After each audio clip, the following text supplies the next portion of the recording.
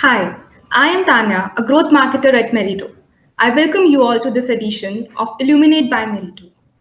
For those who don't know, Meritto, a de facto choice for all education organizations, is the operating system transforming student recruitments and enrollments worldwide. Trusted by over 1,000 plus education organizations, from edtech companies to higher education organizations, Meritto streamlines processes for sales, marketing, admission, finance, and operation teams. With its powerful yet user-friendly solutions, Meritto empowers 1 billion student engagements annually, processing 100 million inquiries and managing 5 million applications on average. Illuminate by Meritto is a series of live webinars where we bring you the latest insights, best practices, and technology on everything about student recruitment and enrollment. We host expert speakers from Meritto alongside international guests, offering unparalleled expertise in the education landscape. And today we have Dr. Jairo Lugo-Ocando, who is not only a scholar of immense repute, but also a transformative leader in the field of communication and media studies. Dr. Jairo currently serves as the Dean of College of Communications at the University of Sharjah in the UAE. His illustrious career spanned several continents and prestigious institutions. Before his tenure at the University of Sharjah, he was the Director of Graduate Studies and Executive Education at Northwestern University in Qatar and the Deputy Head of the School of Media and Communication at the University of Leeds in the UK. Dr. Jairo's academic contributions are profound and diverse. He has authored several influential books, including Science Journalism in the Arab World, etc. His work has been pivotal in shaping our understanding of media landscapes across different cultural and geopolitical contexts. We welcome you, Dr. Jairo. Thank you. Thank you very much, Tanya, and it's a honor and a nice opportunity to share some of the thoughts of my experience with the audience and with all of you.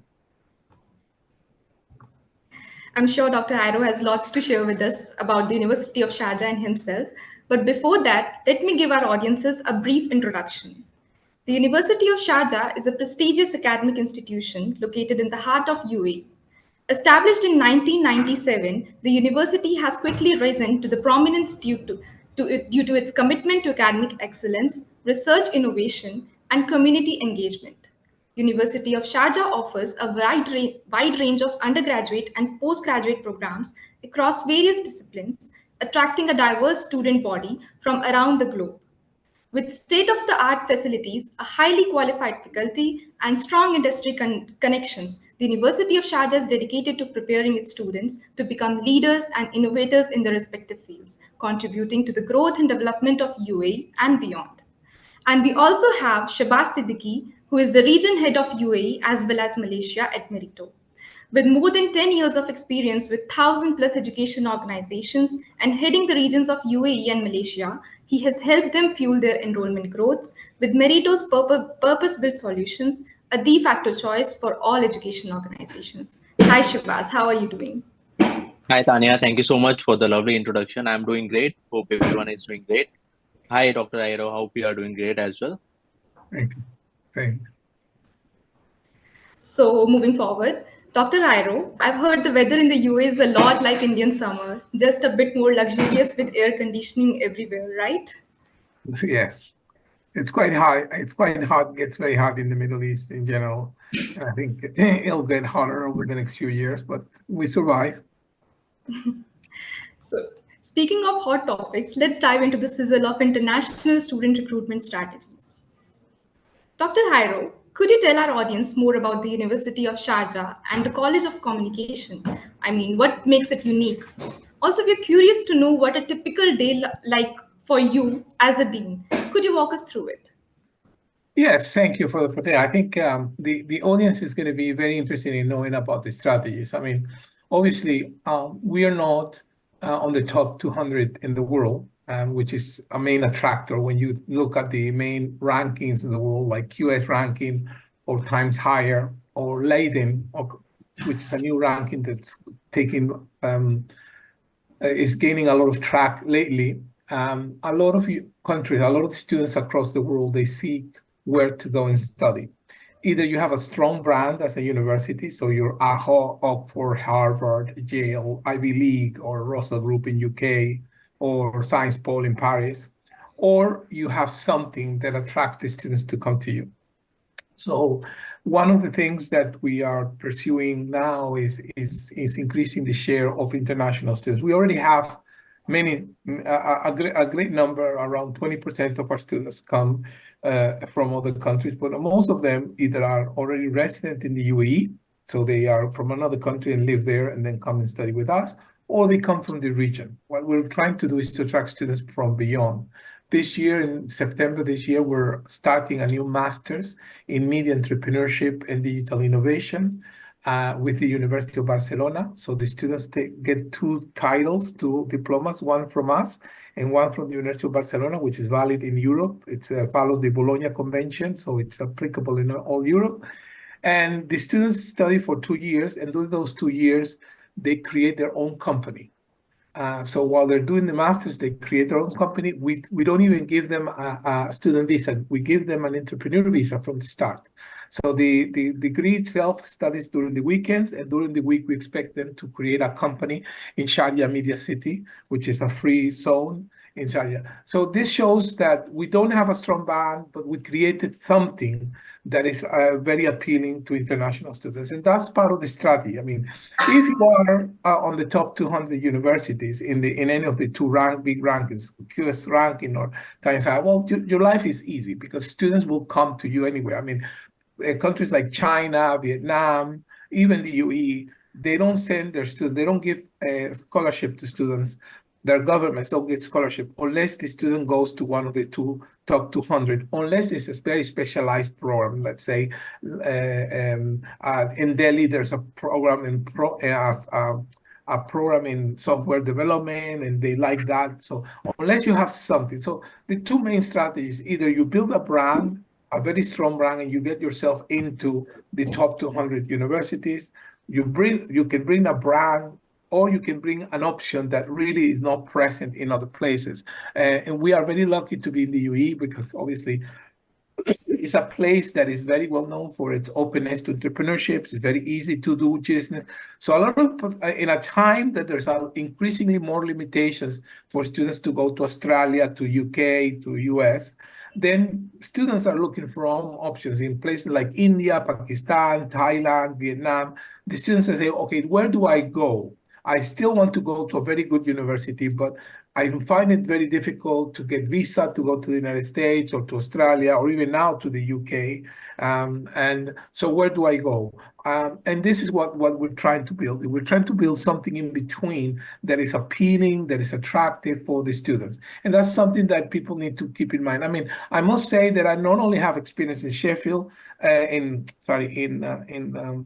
Sharjah. I used to work in the UK, and I work with recruitment, international recruitment, both in the University of Leeds, which is one of the top 100, and also University of Sheffield, also a top 100.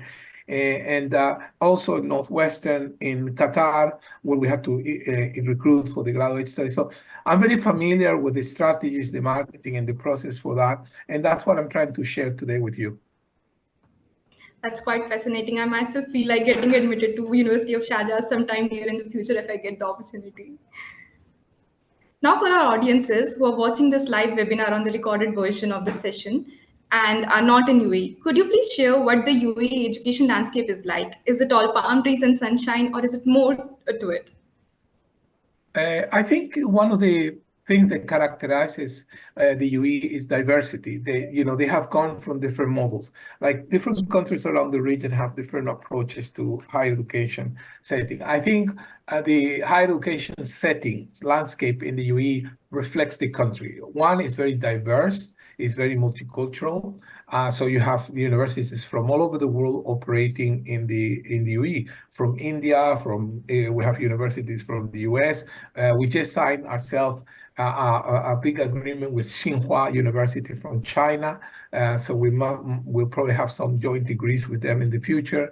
And we're doing a lot of explorations in the sense, but the country itself has a diversity. There are lots of British universities operating. You can study the University of Birmingham, Coventry. You have universities from the US, a variety of universities from the United States also operating, from Malaysia, from Australia, definitely. So it's a landscape.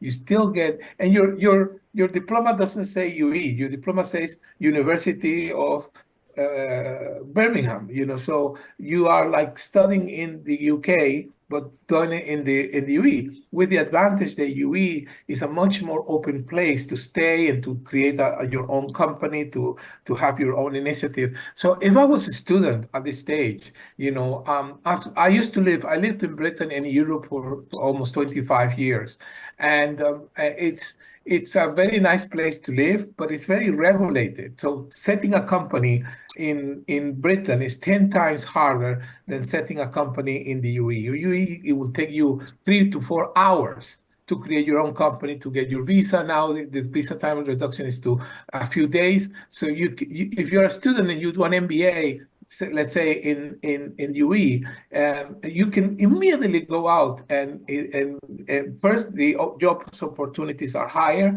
There's a lot of people employing in UE. It's a very dynamic economy. Or you can just go and register your own company like that and fulfill your dreams of being an entrepreneur. So I think that's a big difference. That combination, that interlink between the higher education system, which is very solid, very good, is highly, the system is well regulated by the Ministry of Education. So there's a lot of attention of quality.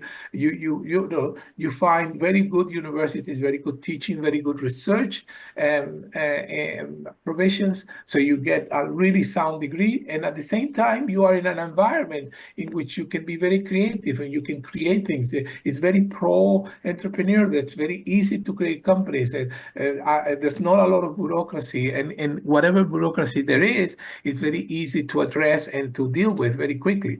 And I think that combination is perfect. There's also lots of opportunities for scholarships. They're always looking for the best talent, and of course they do have, of course, a process of emiratization where they support their own citizens. But regardless of that, they're very open to people from all over the world, and it's a very diverse place. You see that in the case of the University of Sharjah, you see that in the case of the compositions of our students, and also in the composition of the faculty. Right. So similarly, Shabazz, that you've been on ground internationally, being the witness to several education organizations and their growth, especially in UAE and Malaysia. How do you see the current landscape of international student recruitments in the UAE and how it has evolved over the years? Like, what are your thoughts on it being different from other regions, as Dr. Jairo mentioned? So as Dr. Jairo mentioned, right, UAE is a land where everyone is being welcomed, right? You get the things done very quickly in a very sophisticated manner. If you go back 10 years back, right, it's all the vision of the kingdom there, where they invited the universities from US, UK, India, Malaysia to come and open the campuses there, right? And if you see the population, metrics there, so if you find very few local guys are there, right? And if you see the current scenario, many of them have shifted. Earlier, the locals used to go outside to study in UK, US. Now, with the campus coming in, everyone in the UAE, right, whether it's a local Emirati student or it's an expat or even students from Southeast Asia or other nations want to come into UAE and, study there because they get the flexibility to study there. You can be, Dr. Jairo was talking about the entrepreneurship. So like you can register a company within 3 hours. You name any country who can do that. I don't think there are countries who will give you that set of flexibility. So in terms of encouraging students to pursue their own business, so there's a lot of change over the period of time. When you talk about student recruitment, UAE, like I said, is the land of many nations. You get people from every nation respecting each other's culture. So every candidate who's coming to study in the UAE feels like home away from home. They can be related to their culture. They can study there. They can start a business there. And now with UAE becoming, I think in few years you'll see that UAE market becoming, the global capital in terms of commercials, right? You'll find a lot of companies that have registered there, right? So it's promoting the entrepreneurship. So I think going forward, for any student who wants to seek, a good future plus a quality education, so UAE is a place where they should come and study. So that's my thought, how UAE and Malaysia landscape is changing, over the period of time in terms of student recruitment. Very well said. So, Dr. Jairo, talking about such a vibrant education landscape, have you experienced challenges or success in recruiting students from different regions? Of course, thanks for the question. That's a great question. Of course, there are important challenges because, I think the first one is financial for the students. There are scholarships, there are sometimes they cover all the tuition fees, but they still have the living expenses to cater for. I mean, we're very lucky that we're in Sharjah. So Sharjah is not Dubai. Sharjah is much more accessible in terms of housing costs. You can literally rent things here, a room here for less than $200 a month, with all the services, something that you will never be able to do in Dubai, even though it's only 25 minutes away. But still, the students, we want to have students from all over the world. I mean, from the most talented from all the world. And that's a challenge because, the UAE doesn't follow the model, for example, of Qatar. Qatar in Education City, they put a lot of money into this. I mean, they don't make they don't make any money. They basically give scholarships to students who come from different places of Africa, Latin America, Asia, and they don't pay anything. They have the housing, they have a stipend for food, etc. It's 100% scholarship, but there are very few of them. I mean, Northwestern Qatar, where I used to work, only has less than 400 students. We're in my university, we have 20,000 students. So to be sustainable, you have to be economically viable. And unless, you want to create a huge endowment, but not even people in the US do that. So this is the first challenge, the financial side. How do you attract and bring students who might not be able to afford the program? And that's something we're working on, and we do have some scholarships in some cases that are available. But that is, I would say, one of the biggest challenges. The second challenge is, of course, a language, because in our case we teach some courses in Arabic and some courses in English. In the case of my college, we only have one undergrad program in English and then 3 programs in postgrad programs in English. But all of the rest of the programs all of the other 7 programs are in Arabic. This means immediately you don't have, unless the students in an Arabic-speaking country, you are limited to that group of students who can come. That's another very big challenge. I would say a third challenge is also the expectations from students. When you go and study abroad, you don't only. I was a study abroad, by the way. I'm originally from South America, so I went to study in the UK. You don't choose the university just because it's like a top university in the world. You also choose the university because the place you want to live for a few years, if it's a PhD for 3-4 years, if it's a master's for 1 or 2 years. So you choose not only for the program, you don't only choose for the university, you also choose because it's the place you want to be for a few years. That's why, for example, the United States, it's incredibly successful in attracting international students, which, if you think about it, is crazy. You're going to pay, if you go to Columbia University, let's say, to study journalism, you're going to pay like $70,000 to $80,000 a year for 2 years in the master's. That's $160,000.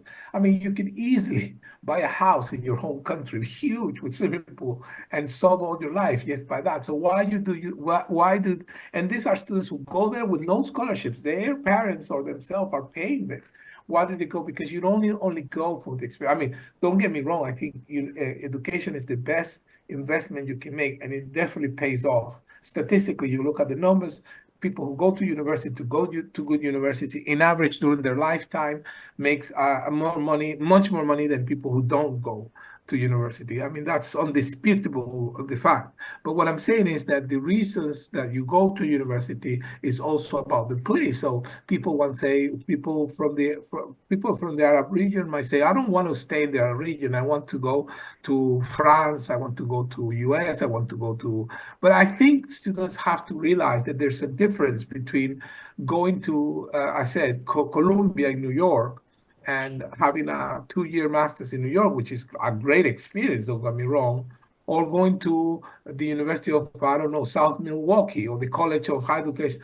And it's not, sometimes I see students, prospective students, just thinking, oh, I just want to go to the States. Once I'm there, like, no, if you go to these places in the United States, you don't want to go, because, you also you're going to get a much better experience in Europe or in the Middle East. And if it's to succeed at these times, if you are really thinking, okay, I want to study in a good university, but I want to immediately go and set up a company, then I think places like UE are great places. Increasingly more, Shabazz can talk more about this, but places like Malaysia and Indonesia are increasingly getting more interesting. The more they open the economy, the more they understand. I think countries, nations that understand that you have to be open with open immigration, that the talent comes. And I think the more they understand that, the better education systems we're going to have, the better research and development we have. And I think international students, not because I was myself one of them, but in general, the experience and the statistics and the data indicates that international students are a total asset for the country, the host countries that receive them. Right, right. I believe our audiences are already started noting down the points and all. So drawing from your experience of so many years in the education industry, what do you think are, the best practices or strategies for engaging international students in the enrollment funnel? Is there any insight that you would like to share with our audiences using which they could tweak or improve a thing or two? You mean to increase enrollment? Yeah. Okay. This is a very important, but depends. First of all, set yourself target. So you say, how many students, international students, do you want to come? Particularly if you're starting a new program, you need to define the number you can manage, because people go very ambitious. They say, oh, I want 100 students. I remember I created a program called, it was a master's degree in global journalism in the University of Sheffield. And I made the mistake that I didn't do what I'm now recommending to do. I didn't set a target. I just thought, oh, I want a lot of students to come in, and that's going to make us successful. Guess what? By the second year, we had more than 100 students.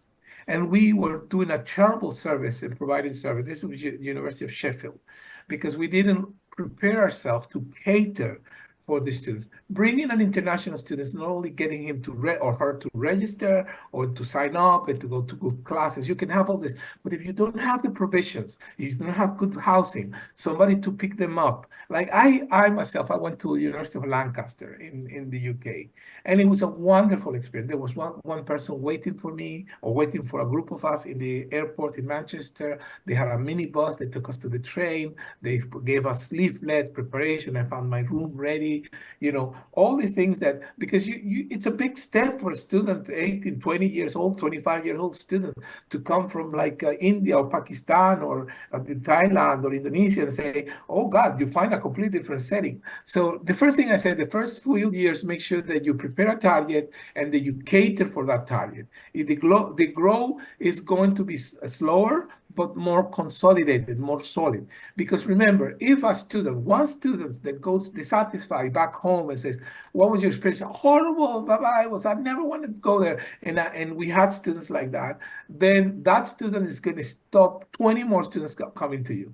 So it's very important that you cater, that you set up a target, even if it's not too ambitious. You say, okay, how many students can I manage? I can manage so many students. So the first year, we're going to have 5 to 10 international students. I'm going to cater for that. That's the first thing. The second thing is make sure that that you have systems to follow up applications. Students tend to choose the first 2-3 universities that say yes to them. If you're among the first 3 universities that say yes to the students, you increase your chances of converting. It's called conversion rate. Converting the applicant to a proper student, registered student, you increase it by 70%. Because the students don't want to take risks. I remember students telling me, oh, I came to, this is when I was in the University of Leeds. I said, I came to Leeds because you were the first one to tell me yes. So I immediately signed up and came, and they said, I even got an offer from Oxford after that to go to Oxford. And I say no, because by this time I was already all prepared to lead. So being the first to admit the student, if it's you have 2 types of admission, conditional and unconditional. Conditional is the students have all the paperwork, etc. Unconditional is they're just missing something. For example, the students have not graduated yet, but he's expected to graduate with good grades. So you can offer conditional offers with the condition that they will get that, and then they convert. But being there, making sure that you accept them on an early stage makes your life and their life easier, because they can plan ahead. They can say, oh yeah, I'm going to go to Sharjah in the UAE in September next year. I'm prepared. I did now bought my air tickets. I saw housing. That's another important thing. You need to have a team that is dedicated to attend, to cater for the international students. And many universities don't realize that. Even universities with a high level of numbers of international students that come. I remember in Britain, and it happens to us in Northwestern. When I was in Qatar, we had students from abroad applying for our programs, for the graduate programs I used to manage, and we were not used to it because most of our students came from Qatar itself.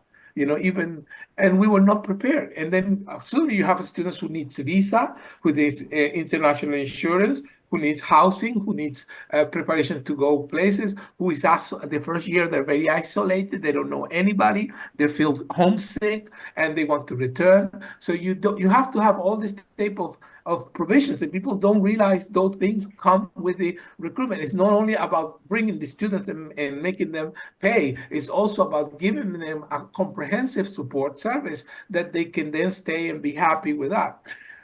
Then you have the thing of the recruitment itself. And there's 2 ways to go. You yourself as an institution can make a big promotion. That's money. You have to invest money in marketing, in promotion, or you can go with companies like yours and others who provide services. There's a lot of companies, for example, in China, in Thailand, in Pakistan, in India, that do the recruitment for you. And they do all the paperwork, they attend, they charge a fee to the student, and they charge percentage to you. I had, some people complain because these companies take some money and blah, blah. My experience with these companies have been very positive all my life. I have very good experience. They do, even the ones who were a little bit slow, they still do their work, and they convert a lot of students to you. And yes, it's going to cost you a percentage of your income, but that's going to pay off in terms of volume. So you can, a master's that you were going to launch with 10, 12 students, you end up with 30 or 40 students. So you have to pay, I don't know, 10, 15, 20% of the tuition fee to them, but still you're going to get much more students that will compensate very well for that work. So I'm not saying go this way or that way. I'm saying that you need to know that whatever you do, you will have to invest in recruitment. Recruitment, so many times I found academics, academics, we're terrible in business. We are very bad at business, and we don't have business acumen at all. Not one single inch in our blood, has business acumen. So we just think, oh, I'm going to create this program whatever, and we end up not having any students, and then we're baffled. Oh, we didn't have, did you promote it? Where did you promote it? Where did you advertise for this program? You think that people just go and look at your website? Oh, I put it in my website. You do think that people go to your website? No, you need to do marketing. You need to promote. You need to, in these days with social media, you have to have presence in this. And many times, sadly, we don't think of these things. So that's why I'm saying, if you're you're not prepared, if you don't have the resources, you don't have the teams, then work with these companies of recruitment companies that do this, who are very good, and outsource that. Yes, it's going to cost you some money, but it will help you build a market, and over the years, you create streams of recruitment that students, that you create more stability for these programs. Well, I can see from Shabaz's expressions that he very well agrees with you. But at the same time, I would also like to know your thoughts, Shabaz, on the best practices for engaging international students in the enrollment funnel. So I, completely agree with Dr. Jairo, and I would like to thank him, because he's having the vision, and, the truth is there that you have to invest, right? Whether it's your students, whether it's technology, right? So in my opinion, like Dr. Jairo started, right? You have to first formulate what exactly is your goal. How many students that you want to recruit? What is going to be their gender ratio? What, countries you're targeting, right? Once you have decided the blueprint, the next step is to use the technology, right? You should have a technology in place which can give, effective communication. And since Dr. Jairo is there, right? So I am taking the liberty to speak about the communication, right? And I'm sure effective communication is a very good tool, right? When like he said in an example, when a student who is 20 years old or 25 years, who's leaving his home country, going to another country, the only ease that you can give him is giving him runtime information. What exactly is going to be the value proposition, how exactly the steps are going to be, so that he comes at the ease that, okay, the process is going to be a smoother one. For that, I think every organization, every education organization should use technology where they should have the tools that can let the student know what is the information that they are seeking, right? Picture, right? And every student who is coming onto your website, can they get the information from their AI chatbot? Like, because these are Gen Z students who are not going to spend a lot of time reading your website, right? So can I have a AI-based chatbot where I can come, I can ask my query, I get a resolution on runtime basis, right? Is the university using a tool where the student data is getting centralized on runtime basis? When you talk about marketing spend, like Dr. Jairo was telling, you have to optimize that, right? You have to see where you want to spend and what's going to be the ROI of the same. So do I have a tool where I can analyze how much I'm spending on social media, how much I'm spending on outreach activities, or on affiliate organization who are providing me students, right? How much is the quality of student that I'm getting, right? And can I analyze on the particular data and take informed decisions, right? Do I have a tool that can send runtime information to the candidate, right? Even if if the candidate is inquiring at odd hours, right? The next step is, do I providing the ease that the candidate can apply on ease? They know what all are the documents that I need to, upload. What is the eligibility criteria, right? Even if as a student I'm doing some blunder, the system is throwing an error that, okay, you are not eligible for the particular course. However, you can apply for a certain course. So that is for a particular student giving the experience, like Dr. Jairo stated, that if even one student is going to go back and say that my experience was horrible, that's going to impact your entire brand name. And when you see now, even the US is changing the policies in terms of attracting students. Like Dr. Jairo said, that every student who's going to come and study in your particular nation is going to contribute to the GDP of the nation. So that's why even US, when you see the presidency election, they are changing the norms where they are telling that we want to retain the talent who's coming from different nations, and they are studying here. They want that the particular student should contribute to the particular GDP of that particular country. So I think in terms of recruitment funnel, the first thing, like Dr. I said, is planning. Second, I think, is technology, which can assist you in executing your planning in a more effective manner. Third, I think is effective communication. You should have tools through which you can send the communication. And fourth is the student experience, who's going to come to your particular organization who wants to pursue a particular certain course. So effective communication and technology, all these clubbed together, I think creates a better strategy in terms of managing the entire enrollment funnel. Absolutely, absolutely. There are too many aspects that can impact the efforts for international student recruitments. So my next question to you is, Dr. Jairo, it's to you. How crucial are the innovative marketing and communication campaigns in reaching global student audiences for the best outcomes? They're very important. I mean, to have systems, particularly in an age in which most people are getting now their information from social platforms rather than from the traditional media. It's very important that we have the tools and that we use the necessary tool to reach, to get exposure, so people see these programs. And thankfully, because of the new types of algorithms and programming available, artificial intelligence, we can identify the niche markets. Having said that, it's very important that we don't lose sight from one important fact. Every place has a very potential market. Show me the poorest country in terms of GDP in the world, and I will show you a very nice high school with students who are going to go and study abroad. You know, I've been in many countries in my life, and there's always a potential market of families who can afford sending their kids abroad to study. And normally that happens a lot. Yes, the majority of the universities make emphasis on big markets like China. The United States and Britain are highly dependent on the Chinese market. And in the case of the UK with Brexit, they have suffered a lot in all these anti-immigrant policies, which to me are xenophobic and really silly and stupid. They have harmed themselves, and they're great because they have great universities in Britain. Some of the best universities in the world are in Britain. But with this pursuit of excluding people, talent from abroad because of very narrow-minded policy, they have harmed themselves. So it's very important. For me, this is an opportunity for places like the UAE, like Malaysia. We are having opportunities for students to come to our countries rather than going to the West, to US, to Britain, to Australia, to get a very good degree and still be able to make a good living after that. So I think you saw in the debate Shabazz was mentioning both candidates, but it was very surprising to see Donald Trump saying, oh, we want the best talents, people who go to college here to stay. This is a big shift. And I think there's an understanding that that the economy now doesn't depend only on natural resources of having oil, and you know, it also depends on having talent.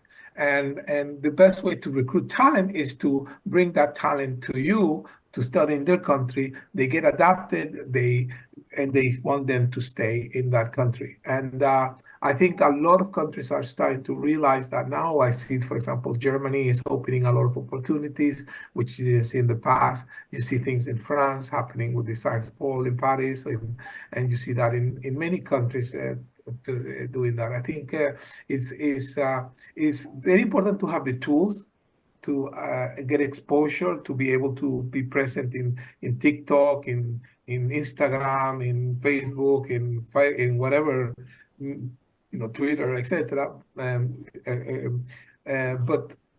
But also not to forget that the market is not only China, and it's not only Vietnam, and it's not only Thailand. That there's a lot of other opportunities across the world that you can look and diversify. It's also very important that diversification of the origin of your studies. It's not very good. It's not a very good idea to do what the US and Britain have done for years, which is to be highly dependent on one single market, because that's not sustainable over the time, and it's not healthy. The education experience of a classroom where you have 12 or 20 nationalities compared to one in which you only have one predominant nationality is not the same. I think there's also, it says a lot about the student experience to have a diverse cohort of students from different parts of the world. And to do that, you need to do a type of marketing that is sustainable. So you need tools that allows you to reach these students all over the world. For example, I remember in the UK, very few universities in the UK used to use Weibo. And even though that was their biggest market, you went to university, I'm not going to name them, but I knew colleagues from other universities, and I said, oh, what's your Weibo account? Because we met each other, let's say, in Shenhua or in Guangdong province. And they said, oh, we don't have a Weibo account. Like, what, you're joking? I mean, you know, this is your biggest market, international market, and you don't have a Weibo account. So it's incredible. But as I said, we academics are terrible doing business. And that's why we need external people to tell us and to help us how to improve our business.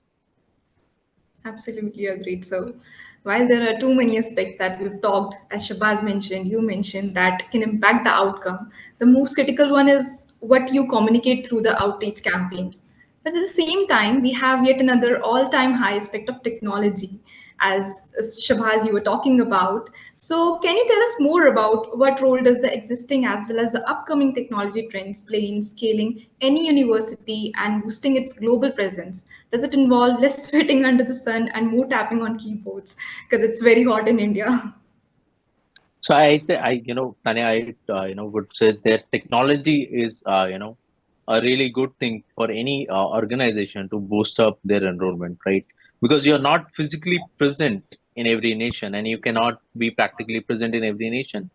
So it's the technology that can reach out to this particular student. So to create your brand presence, right, you can use technology in terms of, you can do your outreach campaigns on digital platforms like Meta, you can do it on Google Ads, right, where the candidate can see what is the value proposition. Now, with AI coming into picture, you can have algorithms where if a candidate is showcasing an interest, let's say for Masters in Business Administration from, University of Sharjah, so I can show them an ad where my alumni is speaking about what has been the benefit of doing masters from there, right? So every particular communication that we are sharing with a particular technology to a particular candidate can be hyper personalized. So I think with the technologies, with new things coming up into picture like AI and rest of the things, I think communication to a particular candidate has become very easy, right?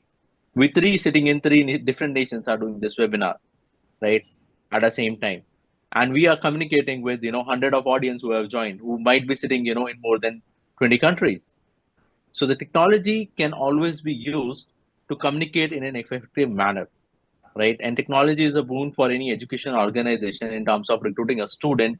You can ask the particular candidates, the candidates get the tools where they can raise their particular questions. They can see the particular alumni stating what they have benefited from the particular organization. They can see the cultural, inclination, the respect for the culture. So all those things can be done through the technology. So I think, and in fact, if I may pick, there's one question as well, in the chat where the particular, one of the audience has added, how does the technology like CRM comes into place when it comes to recruiting international students in UAE? So if we talk about UAE in particular, right? So we get a lot of, students from abroad, from Africa, we are getting students from Southeast Asia, and, regions. We are getting students from GCC nations who travel to, UAE to do their higher education. So here CRM plays a very vital role. Just to give you an example, when you talk about student experience, if I'm a student who have inquired on one of the website, and then I'm researching about that particular organization, I put the inquiry again on, let's say, Facebook or Google, right? So is your tool, equipped enough to let you know what was the origin from where the candidate has inquired about your organization and what were the influencing platforms? Then with the use of technology, you can know that, okay, this particular student is using all these three platforms to research about my organization. So can I do an marketing on those particular platforms and influence the particular candidate in terms of providing the value proposition? So like I said, if I'm a student, if I'm going more on Instagram, can I see an ad of your university on Instagram? And that ad should not be a generic one. So when it comes to the technology is not to spam a particular candidate, rather to send an hyper personalized communication based on the stage where the candidate is stuck in taking the recruitment. If the candidate has just inquired, am I sharing the relevant communication in terms of brochures? What are the steps they have to follow? If I have started, doing my process in terms of providing the documents, am I getting a communication where I can see what documents have been validated? What more I have to provide? Like sir was talking about conditional and non-conditional offer letter. So if I have been given a conditional offer letter and I got to know that, okay, I have to move to UAE in 6 months, and I got to know that I have to give my IELTS and TOEFL, and this should be the score that I have to do, so I can prepare myself, right? So technology is going to come into picture specifically when it comes to CRM to manage your recruitment funnel, right? And when it comes to, let's say, very simple example is open day. Every organization is promoting an open day. So am I getting the experience, like, when talk about booking an appointment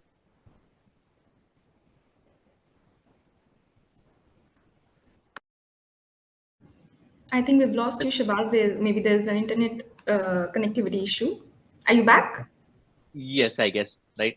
So I was talking that, can we have an experience of student in terms of, when I'm booking a slot for an interview, right? Am I getting the right set of communication, right? Am I getting the ease what needs to be done, what I have to prepare beforehand before that interview, right? Can you send some, sample interview questions or, some recordings where the candidate can prepare themselves? So technology plays a very vital role in terms of, recruiting students from various geographies. So that's my take, in terms of technology, how it's, been helping, the particular organizations in UAE, Malaysia, or Southeast Asia in terms of recruiting students. I'm sure Dr. Airo must have more pointers, since I can see he is also a visiting faculty members who often visit Singapore as well. So with his experience, I guess we can have more pointers from his side in terms of technology. Absolutely. Even I see a question that talks about that. So let me just quote it for everybody. So, in what ways has the University of Sharjah leveraged cutting edge technologies and digital platforms to engage with prospective international students? Can you also highlight any specific digital strategies that have proven effective in attracting and retaining students in the University of Sharjah? Okay, these are, thanks for the question. These are two related but not same questions. So let me start with the type of IT systems that we have. I think we're way behind. I think we have a lot to learn from other institutions for what I see, and I think we are, of course, we use certain software that is already available, that has CMR, and that incorporates the students. The registration happens online, so it's not, we go through that.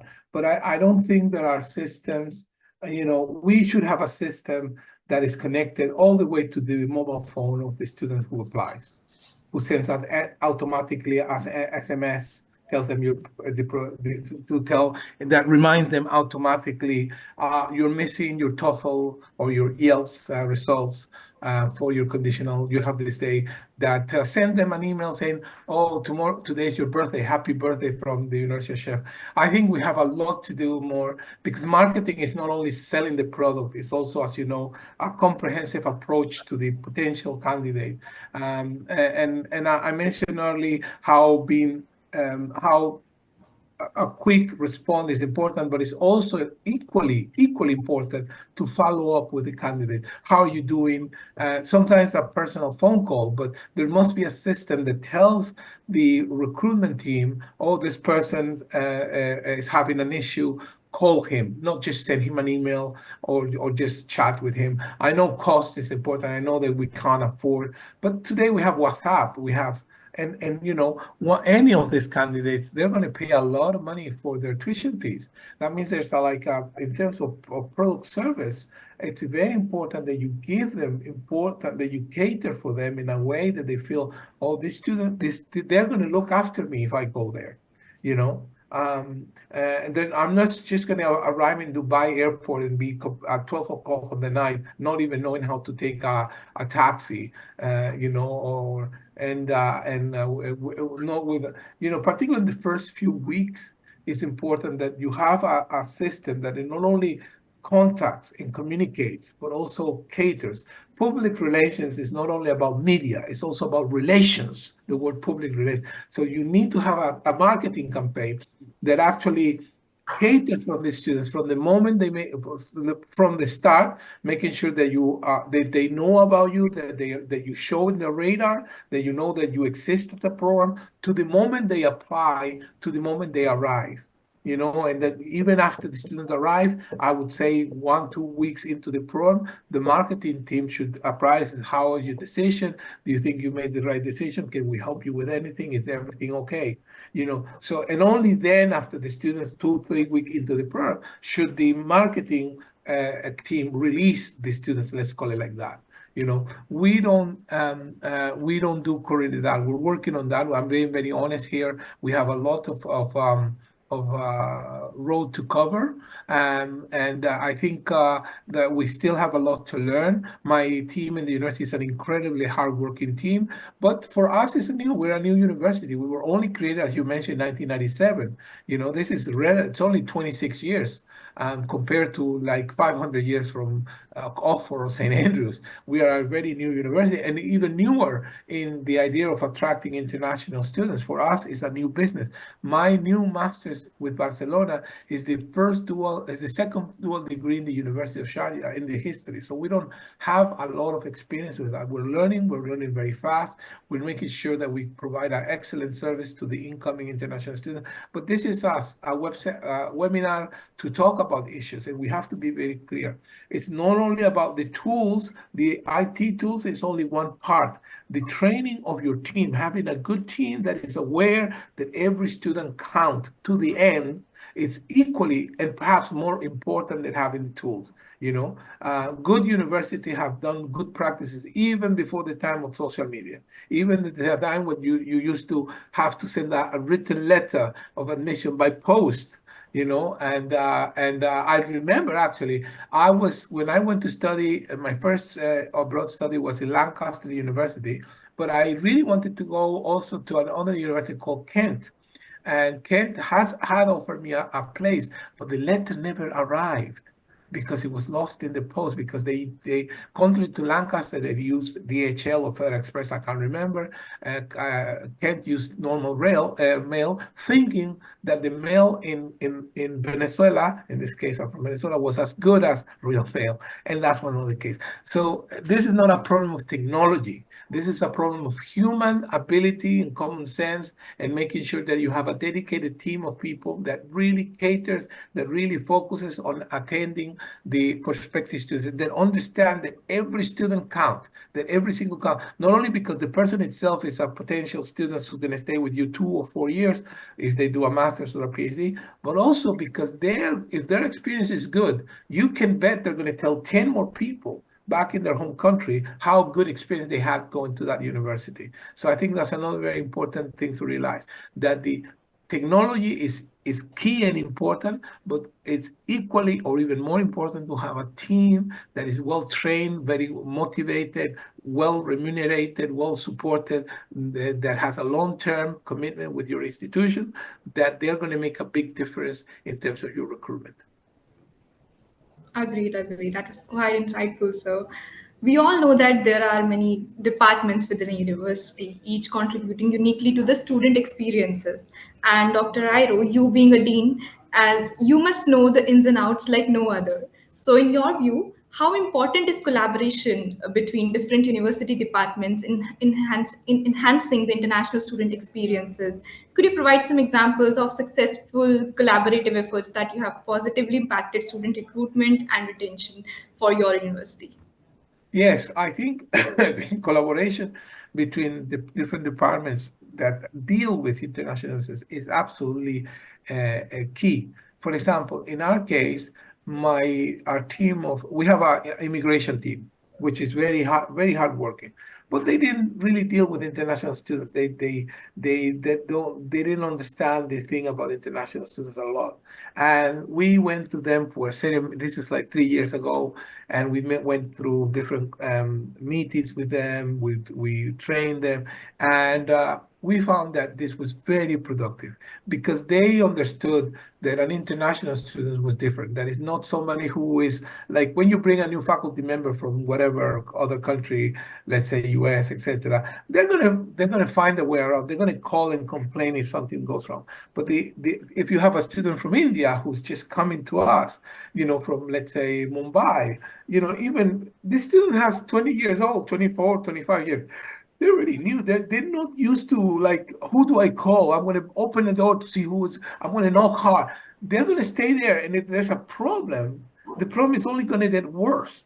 So, you need to collect. It's like hospitals treating a patient. If you have a patient with a pain in the leg, it can be the leg, but it can be connected to the heart. It can be connected to the muscle. So you need a team. You can't just bring a specialist in the leg. You have to bring a team that collaborates and that seeks what's the integral issue there. And that's the example applies to the need to the departmental communication, collaboration in terms of that. You know, the visa team is important, the registration team is important, the student affairs team is important, the alumni office is important because, you know, they might connect the student with somebody who graduated from the university, the college itself, where the department itself where the program runs needs to be there, and of course there needs to be a lead. There needs to be a department that leads, you know, because otherwise you fall into no man's land, and nobody is going, oh, that's my problem. So you need somebody who says, if the students come into my master's, we are, at the end of the day, the penny drops with us. We are 100% responsible for the students. We have a College of Graduate Studies. They look after the masters. They're technically, the masters is under them, but the masters is delivered in my college. So I am ultimately responsible. You can see myself walking with the student to whatever office it takes to fix the problem if that's needed. Okay, but that should be the last resort. The system must be based on collaboration, that people know exactly what they have to do, where work, the distribution of work is very well defined, that people knows who is responsible for what, but that also people able to pick up the baton, because sometimes things fall through the cracks, and you know, and you admitted a student and the student didn't know that they had to reserve a house. I'll give you this. This is a perfect example that happens a lot. The students registered with you, they came to your country, they came to your university, and they forgot to fill a form to housing. That I'm not going to say the university, but that happens many times in the UK when I was a kid. But one particular case, example, the person who was responsible for it says, oh, well, that's not my problem. The students forgot to say, they should fill this form from housing, this is a true case. I'm not going to name the university, but it was a very shameful. They should have signed the form, and they didn't. They didn't feel that they wanted housing, so we assume, because to be honest, some students don't fill the form because they don't want. They're going to stay with family, or they already arranged for themselves. But this particular student, she was a young woman, had not filled the form. She arrived to the university, and she didn't have a place to stay. Literally from the airport, she arrived. She thought somebody would tell her where to live. So she went to the registration office, and the registration office said, oh, we don't know. So somebody, and then they sent her to the housing office, and the housing office said, oh, we don't know, you didn't fill the form. And somebody had the good idea of sending it to me, and not because I'm me. It happened that the student was coming from South America. I spoke Spanish, and we managed to fix the problem.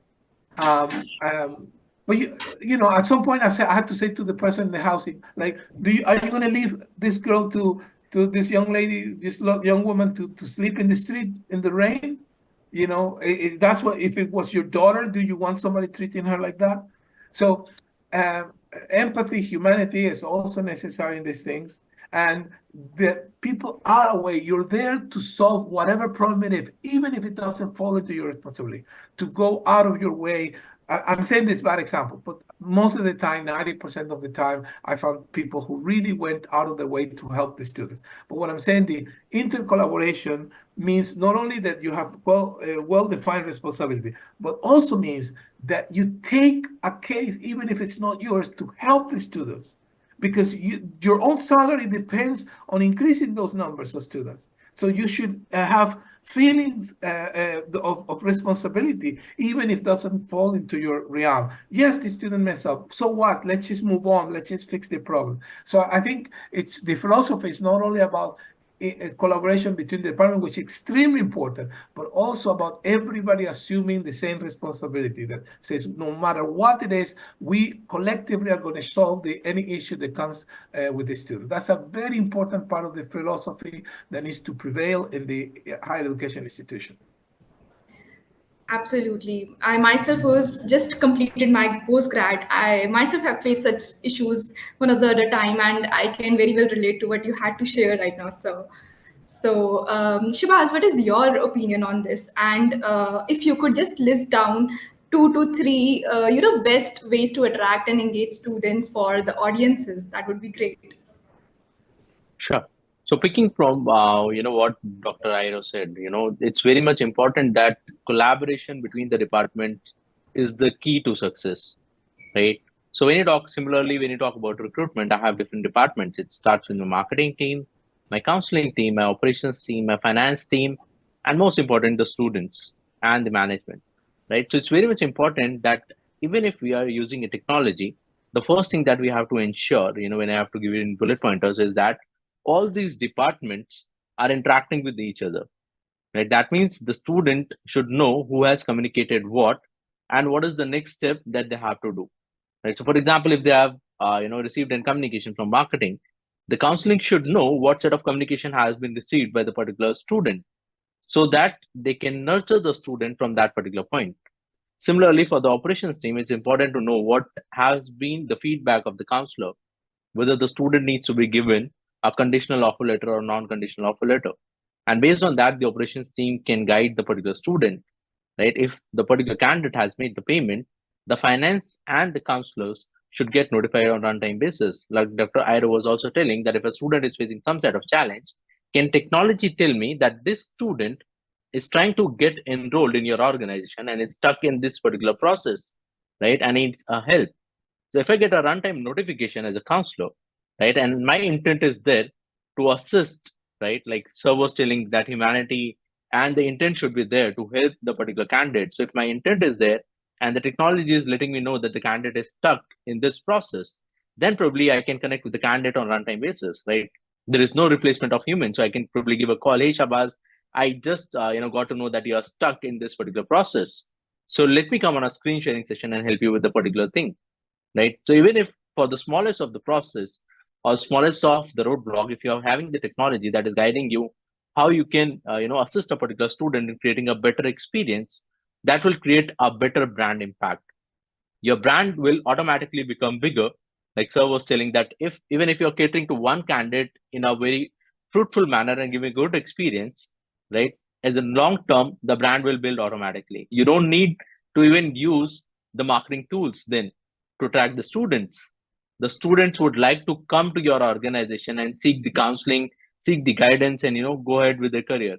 So I think like Sir said, that uh, you know the link between the department is necessary, right? You can use technology for that, or you can use effective communication methods within your organization so that you can give a better experience to an outsider, let's say a student who is going to enroll for your organization, right? Second is, it's important to have an intent and honesty when these guys are working, right? It's not just for the sake of recruitment, but rather once, like Sir said, once a candidate is coming, right, they're leaving their home and they're coming, it's all about providing them the right set of information, the ease, right, the experience, right, for the smallest of the issues, right? It could be from food, from accommodation, visa process, smallest of the forms. So I think these are the main important pointers that one should look in terms of checking the tick mark of their recruitment, like what should be done so that they can have a better quality students recruited in their organization.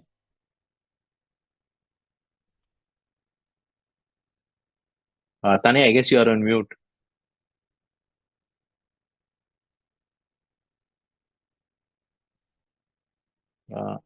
You're still on mute, I guess. Am I audible right now? Yes, loud and clear. All right, all right. So I was just saying that Dr. Airo being the leadership, so sir, you must have some lessons that you've learned and from the challenges that you faced in past. So would you like to share some challenges and the lessons that you've learned from your challenges of success in international student recruitment with our audiences? Thank you. I mean, as I said before, I think the first challenge is to deal with finance. Good programs cost money, and a lot of very good students across the world do not have the resources to come and do those programs because they just don't have the resources, the money. So it's very important that you address this by having additional information on your website, on the system, of the options. And good universities do that. If you apply to, let's say, Harvard, you get the package from Harvard for the application, but immediately you get all the student aid available to you. So you apply, you get it accepted, and immediately you apply to all the available the available aid, financial aid for you. That's the first challenge. Money should not get into the way of good students going to a good university. And there are international funding for students to go across the world to come and study in different countries. I think the second challenge is to make sure to manage student expectations. Students come with certain expectations. It's very important that you speak to them very clearly. I think the first impulse for many institutions is just come. This is wonderful. This is the best program in the world. The truth is that you might be very good, but you might not be good enough for that student. That might not be the best program for the students. And you are keen to attract as many students as you can. You're keen to bring, to hit your target, but don't hit it just because you hit it. You need to make sure that the students are very clear. It's a two-way street. On the one way, you want to attract them, but also you want students who come to you who really who really benefit from the program they take. And then when either they stay or they go back to the countries or they stay in your own country working, they use that degree, that program, to improve their life. That's the best long-term strategy to make sure to make sure that you recruit well over the years, that the program is successful over the decades. To make sure that you manage students' expectation in a way that you make sure that they know what they're getting into, that you're very clear what the situation is, how the program can benefit them, and also to make them explore and think about critically, is this the best program I can do, or is there somebody else in the competition, another country that can do this program? That's a very important challenge that many universities and many institutions are too keen to bring any students, so whatever. And, an MBA must sound very nice, but it might not be very appropriate for a person who's never going to be a business person, who's looking something more in art or in creativity. And actually, they will be far more successful in life doing something else than doing this MBA, But sometimes we get fixated, that has to be an MBA because otherwise, I'm not, MBAs are wonderful programs. They're done correctly, they're wonderful, but they're not for everybody. A PhD is not for everybody, and the same we say to our own program, a master's in media entrepreneurship and digital innovation. That's a program designed for people who want to be entrepreneurs. It's designed for that way. No, if you want to learn how to produce television, it's probably better you do another type of master's on that area. So managing student expectations is the second most important challenge. And I think the third one of the challenge is reach and exposure. It's a big world, even though there's all these technologies that we have. How do you get to the people who potentially would be interested in your program? Now, algorithms, as I said earlier, have helped a lot. It's much easier to know today to reach, as you want to say, I want to reach Chinese potential students in Guangdong province who are between the age of 20 and 27. And it's easier to reach them now than it was before. Before there was a lot of waste. We had to advertise in a lot of places. But still, it is a big challenge. I think that's the biggest challenge. One of the third biggest challenges is to reach the right people, the people who potentially could become your students. And that's something that needs a combination of technology, but also smart thinking. Well, rightly said, sir. I think our audiences have jotted down some excellent points to consider from your insights. As for international student recruitment, I think it's a dynamic field where both challenges and successes offer valuable lessons. Challenges often highlight the importance of finances, as you mentioned, culture sensitivity, effective communication across the borders, and regulatory frameworks as well. On the flip side, successful recruitment strategies emphasizes the value of personalized outreach, leveraging digital tools or targeted engagements, etc. These experiences underscore the need for continuous adoption and innovation in attracting and supporting international students effectively. So, one question that I'm very curious to know about, sir. So, how is University of Sharjah and your team preparing to stay ahead in this competitive education landscape? That's a great question. I think the first one is to make sure that you innovate in your in your programs, that you are opening I mean, I'm not trying to advertise too much my own program, but nobody has a program like that. Nobody has a program in which you say you're going to study a master's degree and you're going to end with two diplomas, one from Sharjah, which is valid in the UAE to work in the UAE, and one from Barcelona, which allows you to work in Europe. But also, you're going to end up with your own company. At the end of the 2 years of your degree, you're going to finish with a company. And that's a big innovation. Nobody has that. So I think one of the things we're trying to do is to innovate in the way we teach. So the classes are on the weekends. There's a lot of hybridity, so people can go on the weekends to class, but during the week they can read, they can prepare themselves, etc. So it allows people already working to be this, but also people dedicate themselves to this project they're going to build. I think we're also making sure that we target markets that people are not targeting. A lot of people, of course, there's an over-focus on China, and China is a great market, great students. Most of my best students have come from China. I love China, but it's not the only market. And we forget there are many emerging markets whose economies are growing that need people to be prepared, to be educated, to go back and help those countries progress. And those countries are all over the place. Africa is an example.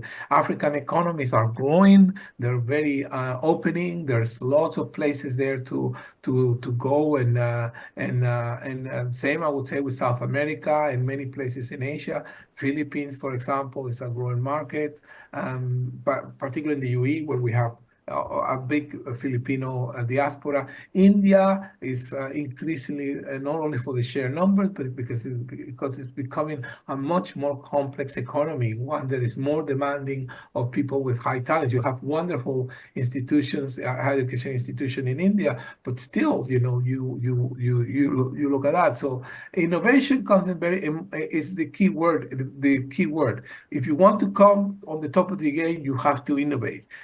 Think not all programs are not permanent. That's a problem we have with academics. We create a master's degree and we think that master's degree has to be there for the next 100 years. No, a master's degree, a degree has a lifespan. Once you educate enough people in that area, you might have to close it and move to something else. That's the reality of the educational market.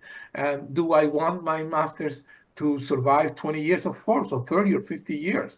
Fantastic, but that's not necessarily the case because landscapes are changing, and you need different types of so innovation. Or you can take the same program and innovate inside it, change the syllabus, change things to adapt it, to make it more flexible, change the way you teach. And I think also the second point, which is really important to keep up in the game, as you asked me, is to constantly refresh your brand. I think you can see with the case of Apple how, I mean, my phone is Apple, but it's a brand that is a bit starting to get a bit tired, particularly after the death of Steve Jobs. Innovation is not so much there. How do you refresh a brand? It's still a very powerful brand, but how do you keep fresh a brand, something that is really appealing? And that applies to universities. You need to make sure that you're telling people constantly about your research, about your scientific groundbreaking contributions. We're trying to do this a lot. We're trying to make sure that people, the community, the wider world knows that we are innovative. The College of Communication in the University of Sharjah, for example, at the moment in Times Higher ranking is #1 in research and international in the whole of the Arab region. Overall, we're second after Qatar, but in research and international reach, we're the #1. And I think that's an effort, a collective effort of my team. They have worked very hard to achieve this, and we take credit for being innovative and trying to keep up to the challenges, to make sure that people knows. So people knows now, oh, if you want to do a PhD in communication in the Arab world, you should consider University of Sharjah because they have one of the top PhD programs in the whole region, but also they do fantastic research. So this fact that we're constantly making intellectual contributions and innovating. We just opened last year a new a new classroom for virtual reality and augmented reality where the students produce there. That is a big, it was a big investment, and that's what keeps you under on top of things. By reinvesting that, we're making sure that we expand and we maximize the use of social media, of communicating our achievements, but making sure that there's a content. It's not just about reaching these people, it's about communicating to them a clear idea of what we do and how we do it, so they know, like, oh, this is a place I can take seriously. And I see all the time, not once, not twice, not when they contacted me to sell me a course. No, all the time I see they're doing stuff. And I see they're innovating all the time. And that's a way of keeping you on the game, on top of your game. Thank you, Dr. Jairo, for sharing these insights. So throughout the discussion, Dr. Jairo has shed light on the dynamic landscape of international student recruitment at the University of Sharjah, emphasizing importance of innovative marketing and digital strategies in engaging global student audiences. His examples of successful campaigns underscored universities' proactive approach in adapting the challenges and leveraging technology to enhance student experiences. Meanwhile, Shabaz's perspective on the evolving education landscape in the UAE and Malaysia highlighted the pivotal role of purpose-built enrollment solutions in driving growth across the diverse education organizations.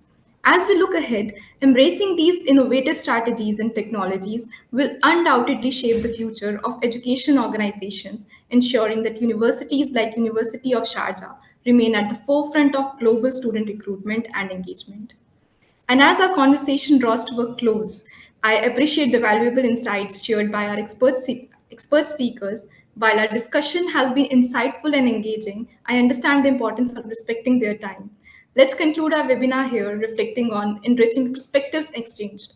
But before that, I would like to ask our speakers to share their final thoughts with our audiences. Over to you, Dr. Jairo.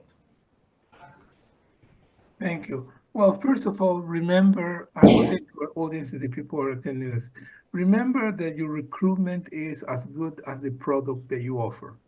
So if you you have to make sure that your product, the courses, that the product you offer, not only are good in terms of quality and delivery, but also that they meet the expectations of the students. So be realistic with the numbers you aspire at the beginning, at least, and make sure that those courses are fit for those students and they are applying. I think that's the key to success. Over to you, Shabaz. So in my opinion, coming from a technology background, I think that any organization should leverage the technology, right, to help them, and in terms of guiding the students, in terms of communicating within the departments. You can now use, the upcoming tools like AI, where you can help, the particular students in communicating in a better professional and hyper-personalized way. So I think technology is gonna, something that you cannot ignore. So I think adopting to a technology and bringing it to help you in terms of recruitment, in terms of guiding the particular student, is going to be the key to success for any of the universities. Thank you so much. Thank you so much. This discussion was quite insightful for me, and I enjoyed it. I loved it. I hope the audiences did it too. And looking forward to many more opportunities like this with Dr. Jairo. Thank you so much.